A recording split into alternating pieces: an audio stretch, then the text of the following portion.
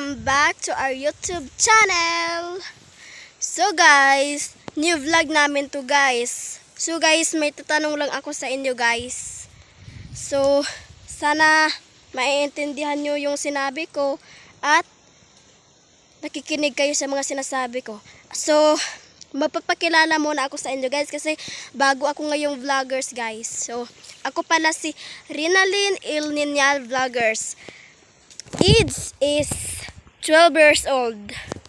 Nakatira ako sa Sitio Tagbunon, Barangay Carolan, Cabancalan City. So guys, ngayon wala pa akong mga fans. Kung gusto niyo lang ako maging idol. So kasi bago lang kasi akong vloggers eh. Sana guys naniniwala kayo sa mga sinasabi ko guys kasi totoo to. Kasi ngayon lang talaga. Kasi guys, yung mga vloggers ay nakilala ko na guys, artista sa mga YouTube. Idol ko pala sila ni Ate Sabi Rondelia at Ate Sophia. Kasi lagi kong nanonood sa mga vlogs nila. Si Ate Sabi laging nasasaktan, kawawa. Kaya lagi akong naawa sa kanya, lagi akong malungkot. Tapos parang iiyak ako kaunti.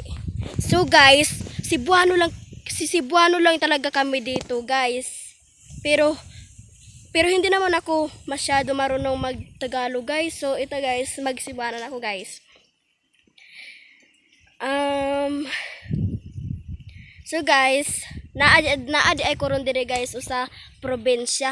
Naira kay nako dire sa uma guys. Para dito among balay guys kay nahihiya kasi ako kapag sa bahay kami mag-vlog kasi nandiyan sila nanay at mga kapatid ko. Nahihiya ako eh. So guys, yan lang. Sana manonood kayo sa mga vlog ko. And share ako guys. Sana naniniwala kayo sa mga sinasabi ko. Sana dahil wala pa akong mga fans eh. Kasi nandito lang ako nakatira sa Tagbunon, Carolan, Cabancalan City. Unahan lang sa Cabancalan City and Bacolod, Cebu. Diba noong nakaraang panahon, sila ni Ate Sabi, Ate Sophia Rondelia, nakatira sa Mindanao. Kilala ko yan sila mga artista, vlogger yan sila eh. So guys, yan lang, bye bye. God bless.